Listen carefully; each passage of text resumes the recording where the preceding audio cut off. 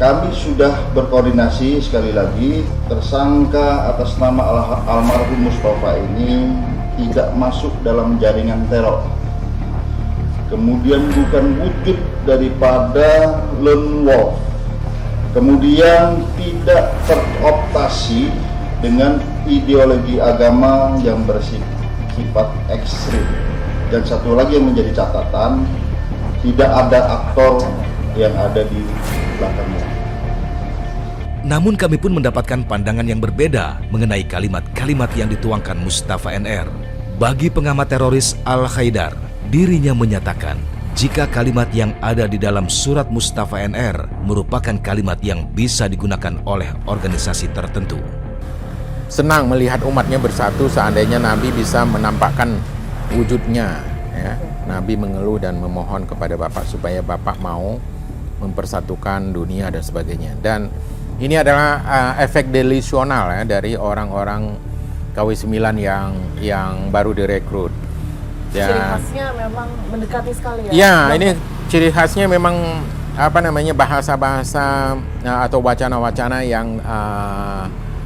yang biasa beredar di kalangan KW9 ini. Dugaan adanya orang di belakang aksi Mustafa NR, bagi Al-Haidar, tulisan yang dituangkan ke dalam ketikan komputer ini bukan buah pemikiran murni dari Mustafa NR. Oke. Jadi kalau dilihat dari surat ini memang dipastikan bukan pelaku atau Mustafa sendiri ya? Ya, bukan dia yang buat, pasti ini pimpinannya, murobinya, ataupun mas'ul di atas dia. Mas'ul maksudnya itu pejabat ya, pejabat di atas dia. Ya, mungkin dia adalah camat ya, pejabat yang biasanya membuat konsep-konsep seperti ini dan disuruh jalankan ke bawahnya itu biasanya adalah bupati. Al-Haidar menduga jika penyerangan yang dilakukan Mustafa NR ke kantor MUI ada kaitannya dengan isi rapat yang digelar Majelis Ulama Indonesia atau MUI hari itu.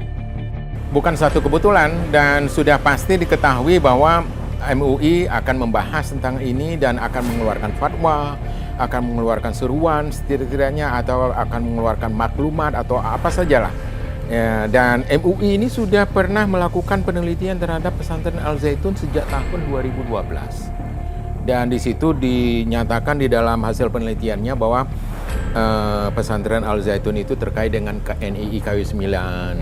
Tapi tidak disebutkan NII KW9 yang palsu.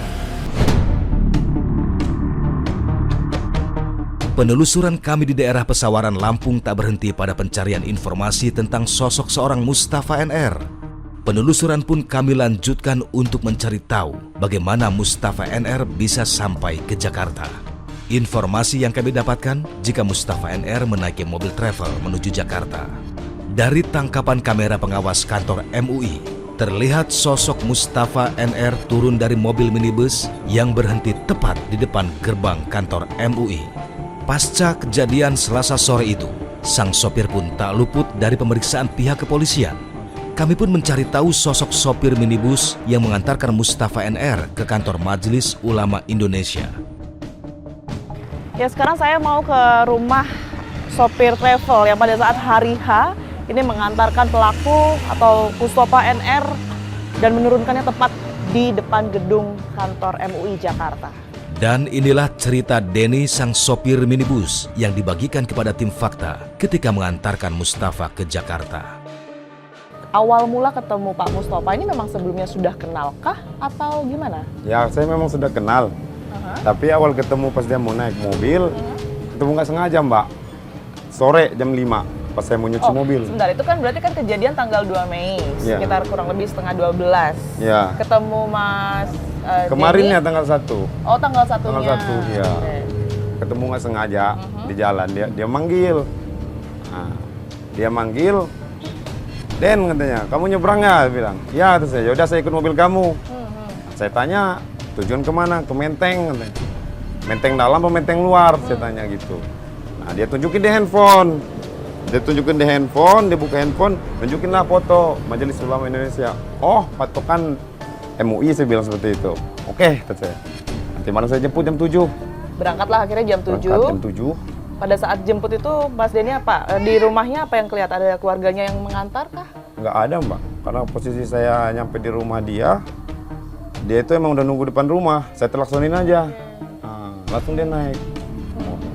Nah, sepanjang perjalanan itu banyak ngobrol nggak Mas ini Pak Mustofanya? Nggak ada sih Pak, kebanyakan diem dia. Kebanyakan dia. Diem, Aktivitasnya tidur. apa sih? Aktivitasnya Aktivitas pada saat di mobil ini ngapain aja Pak Mustafa? ya layaknya orang normal juga, biasa aja dia. Nggak ada obrolan sama sekali? Nggak ada. Ya cuman obrolan, ya Kak, apa kabar kamu katanya. Itu pelaku dulu yang nyapa Iya, duluan? nyapa pelaku dulu. Pada saat naik atau kapan? Pas baru naik dia ngomong apa kabar kamu katanya. Ada berapa anak kamu, dia seperti itu sih Mbak. Kecurigaan sangat tak tampak dari Mustafa NR yang selama perjalanan dari Lampung hingga Jakarta duduk di samping Denny. Denny pun tak menyangka jika orang yang berada duduk di sebelahnya merupakan pelaku penembakan kantor MUI. Ada yang mencurigakan nggak sih Mas ini kalau dilihat dari gerak-gerik pelaku ini pada Nggak saat selama ada. perjalanan? Nggak ada Mbak. Nggak ada ya? Nggak banyak ngobrol sih karena saya fokus bawa mobil. Duduknya di mana? Di Di belakang? samping saya. Pas di sampingnya samping Mas saya. Denny. Oke. Sempat cerita nggak mungkin tujuan ke MUI ini ngapain? Ya saya tanya kan ya, tujuan ke sini mau apa? Saya bilang, ada perlu katanya. Tertutup ya Mas, jadi sama sekali nggak ada cerita Sama sekali. apapun. Nah, kalau dari informasi yang beredar ini kan Pak Mustafa memang mengakui dirinya ini sebagai nabi, kemudian juga ada kepercayaan-kepercayaan tertentu, artinya yang ingin diakui orang lain gitu. Ada perbincangan soal ini nggak Mas? Sama sekali nggak ada Mbak. Nggak ada ya? Ya, yang menjurus keagamaan selama di jalan dia ngobrol tentang keagamaan, gupek mau minta sholat pas azan, nggak ada. Dan pada saat itu barang bawaan yang dibawa sempat merhatiin Mas Denny? Tas ransel, Tas ransel, ya tas ransel. nggak ada yang lain. Dan tas ransel itu diletakkan di mana? Ditaruh di mana? Di bagasi belakang. Di bagasi belakang. Duduk di depan, waktu di sebelahnya Mas Denny dia nggak bawa apa-apa. Mas Denny, setelah sampai di gedung MUI, mungkin boleh dijelaskan lebih detail lagi Mas, ini mungkin berhentinya di mana, pelaku turunnya di mana? Ya pas sampai di gedung MUI, sampai di depan, nggak pas di gerbang banget sih Mbak. Dia turunnya pas Itu kan nggak. gerbangnya ada dua. Ya, Berhentinya yang di yang pertama itu Yang kan pertama? yang pertama, Oke, gedung oke. yang pertama, awal gerbang yang pertama nggak pas depan gerbang. Nah pas bapak itu turun, sepertinya ada security lah, satu yang merhatiin kita. itu ngeliatnya dari dalam ya berarti? Ya dari dalam, dari gedung MUI. Setelah itu udah langsung Sudah Pak langsung. Mustafa turun. Ya saya langsung berangkat. Setelah sampai Mas, mungkin dia bilang nggak kayak berapa lama akan ada di MUI, minta jemput lagi atau gimana? Nah, dia bilang nanti kalau urusan saya sudah selesai, saya telepon. Ada janjian itu ya? Iya, dia bilang seperti itu. Jadi sebenarnya pelaku ini mau berangkat ke Jakarta, khususnya ke MUI, nantinya akan pulangnya sama Mas Denny lagi. Iya, dia bilang seperti itu. Kalau urusan saya sudah selesai, nanti saya teleponin. Oke, Nggak Mak. bilang ya berapa lamanya ya? Informasi dari keluarga yang kami dapatkan, jika Mustafa NR tidak bisa menggunakan mesin elektronik atau komputer. Lalu bagaimana caranya Mustafa NR bisa mendapatkan dan membawa surat dengan format hasil ketikan ke MUI? Benarkah ada seseorang yang membantu Mustafa NR untuk membuatkan surat dengan kalimat yang terstruktur rapi ini? Langkah kami lanjutkan untuk mencari orang yang membantu membuatkan surat Mustafa NR dengan menggunakan perangkat elektronik. Jadi ini nggak jauh dari rumah pelaku, pemirsa. Ada tempat fotokopi dan juga percetakan yang informasinya digunakan atau didatangi oleh pelaku untuk kemudian menulis surat yang dikirim ke kantor MUI. Kita akan temukan faktanya dan menanyakan langsung kepada orang yang melakukan pengetikan surat tersebut. Fakta yang kami dapatkan di lapangan benar adanya. Surat dengan format ketikan dan menggunakan kalimat yang terstruktur ternyata dikerjakan oleh Hidayat. Mas, permisi, Tiara TV One saya. Iya, Dengan Mas siapa? Hidayat. Mas Hidayat ya? Betul. Oke. Mas Hidayat, saya mau tanya beberapa hal berkaitan dengan salah satu warga di sini Iya. yang kemarin sempat terlibat dalam kasus penembakan. Informasinya sempat datang ke sini juga ya, Betul. Mas Hidayat ya? Iya. Ketemu langsung sama Mas Hidayat? Ketemu langsung sama saya. Oke, sebelumnya memang kenal atau? Enggak kenal.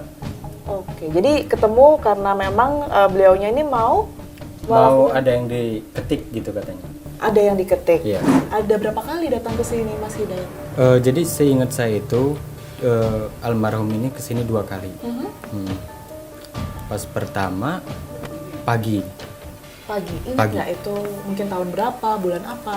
Kalau tahunnya itu di tahun 2022, tapi kalau untuk bulan saya lupa. 2022. Jadi pagi itu kan saya kebetulan mau berangkat kerja. Nah, almarhum ini datanglah ke sini. Dia bilang, fotokopi tutup ya? Iya, saya bilang, karena saya mau berangkat kerja, saya bilang kan. Ini saya mau ngetik, kata almarhum. Jadi saya jawab, belum bisa Pak, karena saya mau berangkat kerja, ini udah siang, saya bilang kan. Oh ya udah, tanya. Akhirnya almarhum ini pergi, saya berangkat kerja, begitu. Nah, siang setelah zuhur, almarhum ini datang lagi, gitu kan. Setelah datang, beliau menunjukkan ini yang mau diketik, bawa selembaran. Selembar kertas, Kertas. yang memang sudah dibawa sama pelaku. Tulisannya gimana Mas? Tulisan tangan gitu? Tulisan tangan. Tulisan tangan Tulisan ya? tangan. Mas Hidayat lihat langsung ya? Betul, berarti ya? karena ketika dikeluarkan oleh almarhum, saya baca kan saya nggak bisa bacanya karena tulisannya kan tulisan Latin ya. Latin gitu, oke. Waduh Pak, maaf saya nggak bisa baca, saya bilang. Ya udah sini saya diktekan saja. Jadi didekte sama almarhum ini, saya ngetik. Hidayat pun tak menampik jika dirinya lah yang membuat surat tersebut dengan menggunakan mesin elektronik. Namun Hidayat menjelaskan jika dirinya hanya memindahkan kalimat yang sudah ditulis di secarik kertas. Ketika sudah selesai ngetik, sudah di print, nah almarhum ini minta udah katanya dihapus. Oh, oke. Begitu, langsung saya close, udah. Ingat isinya Mas? Isinya kalau nggak salah itu dia menyatakan bahwa saya ini adalah wakil Nabi, begitu. Ada Itu sih. ancaman-ancaman di situ? Nggak ada. Nggak ada Nggak ancaman. ada. Itu di surat pertama ya? Itu surat pertama. Saya nanya di surat pertama itu, ini buat apa Pak? Saya bilang kan. Masih ada sempat tanya ya? Sempet tanya, ini buat apa? Kok diketik? Saya bilang. Terus kata almarhum, ini buat arsip saya aja, katanya ini mau saya simpen. Karena kan kalau pakai kertas ini takutnya sobek gitu atau tulisannya pudar. Makanya saya minta diketikan begitu. Setelah pelaku ini bilang kalau itu adalah arsip, sempat ada kecurigaan nggak dari Mas Hidayat sendiri? Nggak ada sih Bu. Nggak ada ya? Nggak ada. Langsung ketik persis. Persis sama yang didektekan dan saya ketik. Dia hanya minta diketikkan tanpa ada yang diedit-edit kata-katanya ya? Ada sih beberapa karena setelah saya ngetik, nah ketika sudah selesai ngetik printan keluar, diceklah sama almarhum, disamakan dengan konsepan dia sama hasil ketikan saya begitu. Oke. Setelah itu almarhum pulang Pulang sekitaran 3 bulan. 2 atau 3 bulan gitu. Oke. Pak Mustafa balik, minta tolong lagi. Minta tolong lagi. Ceritanya gimana tuh Mas? Jadi Pak Mustafa itu datang setelah zuhur. Kalau pertama kan pagi dia, untuk kunjungan yang kedua dia setelah zuhur datang ke sini, minta diketikin lagi. Udah kamu siap-siap, nanti saya diktekan begitu. Nggak ditunjukin lagi nggak ke saya, Oh, dibacakan? langsung dibacakan oleh Oke. almarhum.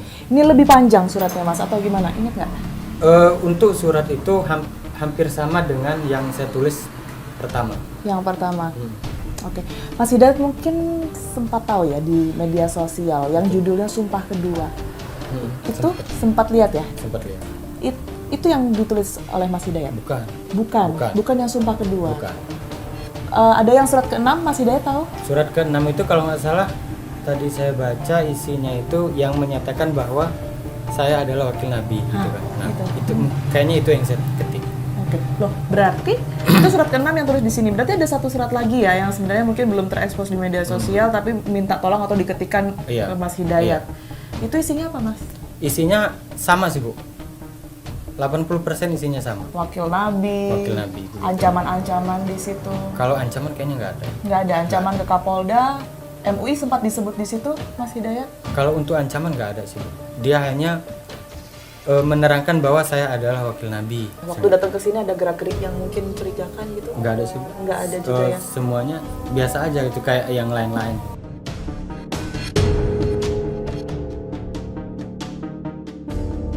Oke, tadi Pak Kapolres juga sempat menyinggung gitu ya berkaitan dengan senjata ataupun juga airsoft gun. Ini sudah diselidiki kah Pak? Pihak-pihak yang terlibat membantu pelaku mendapatkan senjata tersebut?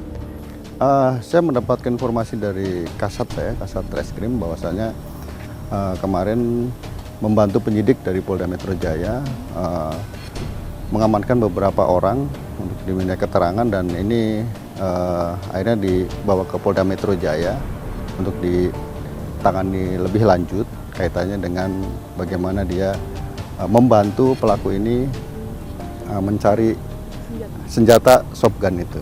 Mungkin kami mengkonfirmasi ulang kalau dari pelaku dengan 3 orang yang kemudian terlibat dalam membantu mendapatkan senjata ini, hubungannya apa Pak sebelumnya? Apakah mungkin tetangga, sebelumnya pernah kenal, atau memang dapat dari organisasi tertentu? Saya tidak bisa terlampau dalam ya terhadap pertanyaan Mbak. Sepengetahuan saya bahwa orang yang di Sawaran itu adalah memang nggak jauh rumahnya, dan si pelaku, ya. Nah, si pelaku ini kenal memang sama 2 orang ini.